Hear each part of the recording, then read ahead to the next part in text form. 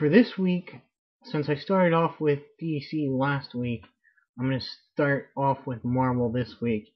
And we have a really excellent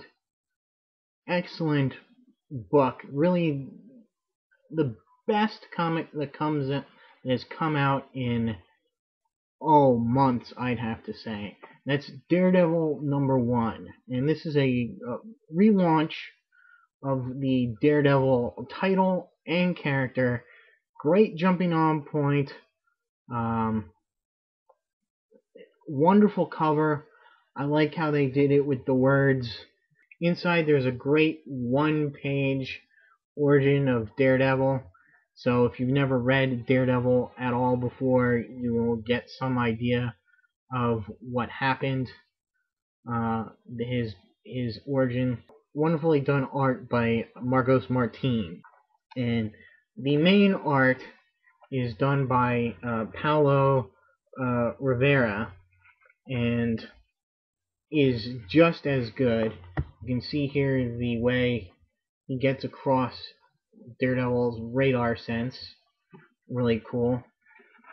Features a really cheesy yet cool at the same time villain of the 80s, the 70s and 80s. Actually a Spider-Man villain called the Spot, who was able to teleport. Back to being a swashbuckler who takes time. He crashes this little mob wedding where the Spot is going to make a hit, and as you can see, he kisses the bride. Matt Murdock back as a happy-go-lucky Daredevil. There's a second, smaller backup story, including this nice double-page spread by Marcos Martin. I believe they're going to trade off Marcos Martin and Paulo Rivera. They're going to trade off issues or story arcs. So they're going to share the art duties, which is great. And you can see here there's all sorts of neat little things that his Matt Murdock super senses is noticing. The song playing on the iPod, or even a good-looking girl's rear end, I guess. Yeah, it's cool. I would suggest to anyone and everyone to pick up this issue of Daredevil. And if you're an old Daredevil fan, maybe you haven't been digging things for quite a while like me, Shadowland left you really aching for some good old Matt Murdock Daredevil. This is going to be good, and it doesn't eschew what happened in Shadowland. In fact, it is, it does deal with that. So pick this up. It's my book of the week, and I really don't understand how it could not be anybody else's pick of the week. That, of course, would be a 5. Moving on to Herc issue #5, which is a great addition to what's going on in Fear itself. You really don't need to know what's going on in the big book, but it uses the crossover as a starting point for its own little tale. Another 5. Moving on to Invincible Iron Man #506, which is the polar opposite. I absolutely hated this book. You really have to have read the last issue of Fear itself to understand what's going on here. If I didn't listen to podcasts, I would have been totally lost, because apparently he needed to give up something in order to gain Odin's help or something. Tony Stark gave up his sobriety. Totally drunk throughout this issue, as he is employing the dwarves of Asgard to build weapons of some kind. I'm guessing it's a suit of armor. The Invincible Iron Man earned itself the lowest rating I've given on these things, because granted there's only been two, and that is a 2. Here we go, yet another Fear Itself crossover with Iron Man 2.0 number 7, and this is written by Nick Spencer, who's gotten a lot of heat lately. So this was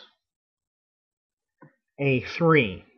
And finally, X-Men, again, a Fear Itself crossover, but pretty good crossover with pretty good, well written, with the X-Men just trying to prevent the Juggernaut from destroying San Francisco. And so you have lots of strategy in here. I was a fan of Greg Land, and have not really been pissed off too much from his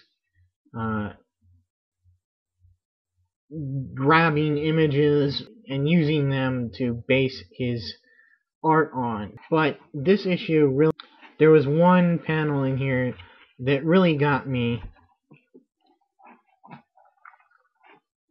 This one is just so ridiculous.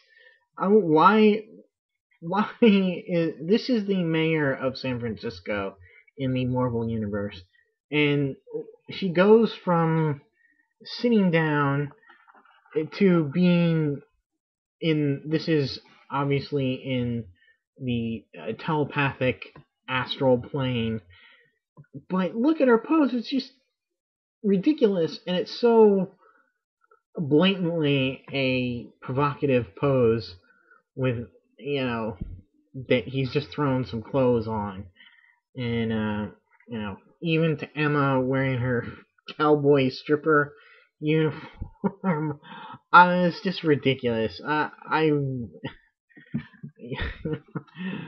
just had to laugh. So anyway, the art aside, this was a good solid 4.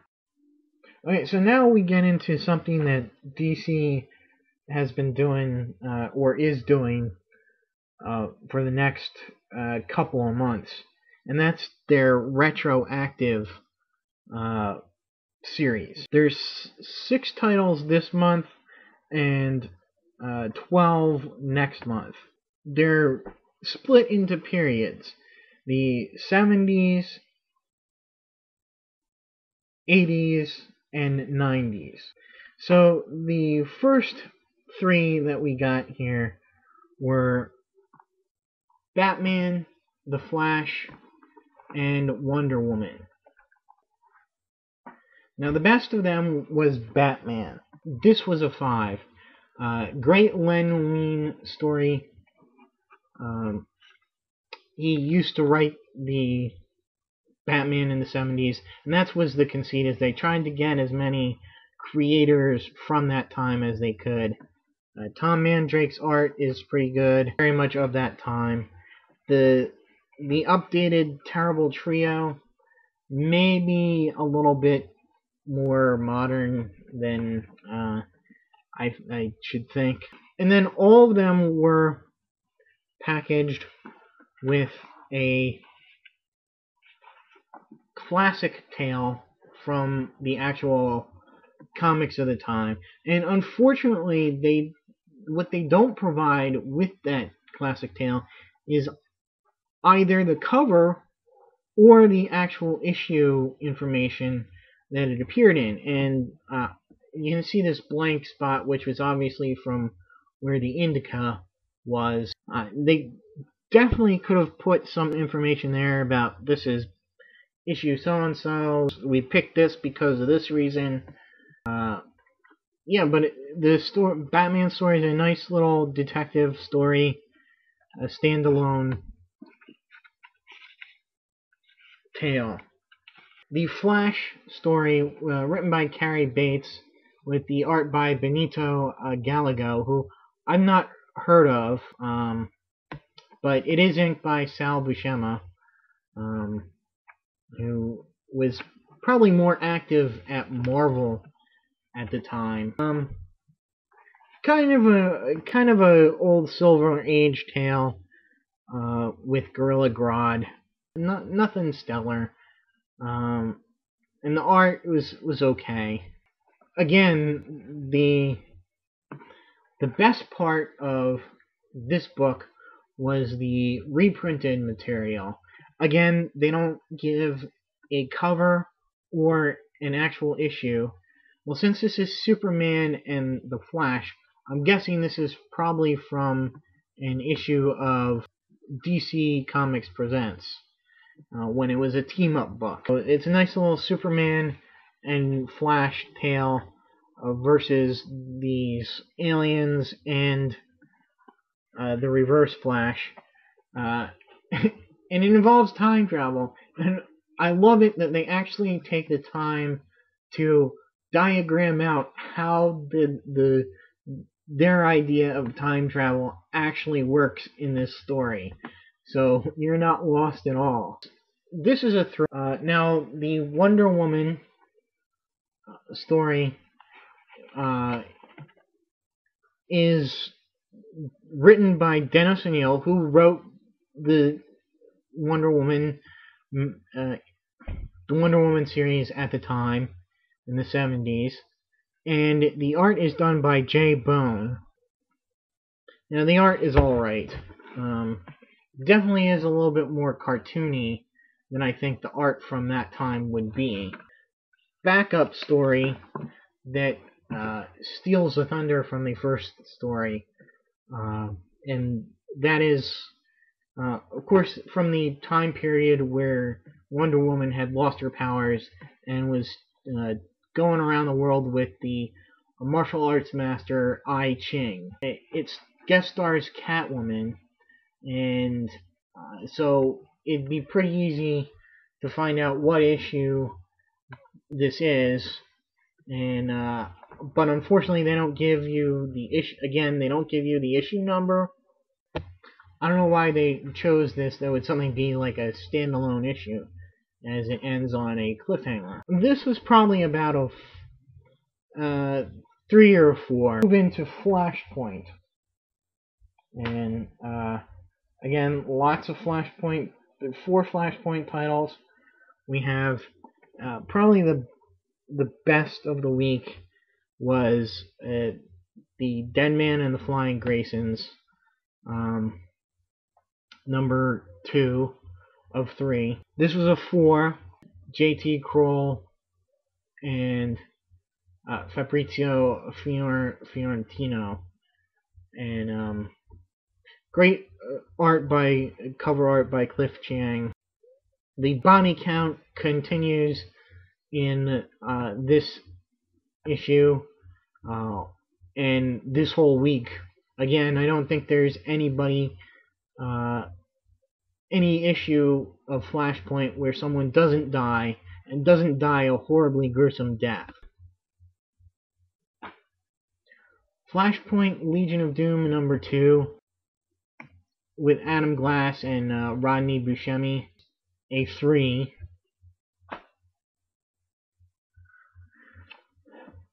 Flashpoint The Outsider number 2 by James Robinson and Javier Fernandez.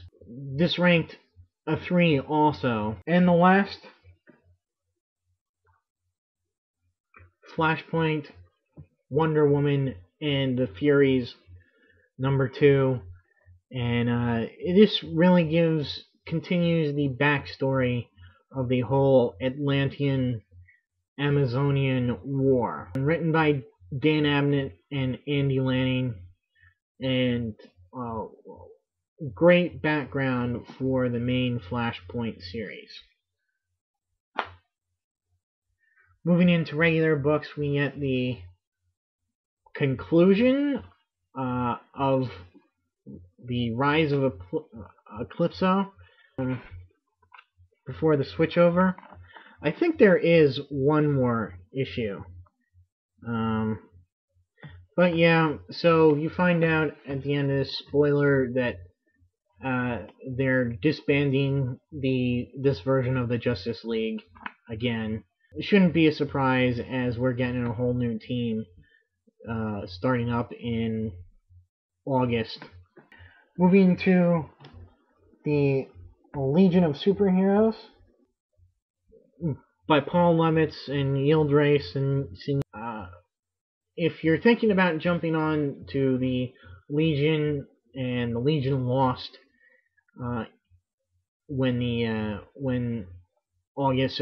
September comes around, um, you might want to pick up these last two issues because I think the story goes directly into what's happening in there. I can see they're setting up the Legion Lost team. Legion of Superheroes number 15 is a good solid 4. The War of the Green Lanterns Aftermath series, which is a two-part series written by Tony Bedard and drawn by Miguel Sepulveda and Tyler Kirkham, is really the coda to the whole war of the War of the Green Lanterns. And if you read the Green Lantern Corps issue that came out a couple of weeks ago and were like, huh, what's going on? This explains some of what's happening there and is really setting up the fact that being a Green Lantern and taking orders from the Guardians is not something that the Green Lanterns are comfortable with anymore because of what they've done to Hal Jordan and what's happened with Sinestro. So very interesting setup for what's going to be coming down in the Green Lantern books. This was another 5. And finally we have Zatanna, which was a neat little one-shot story. This was a solid 4. So that'll be it for this week, and until next week,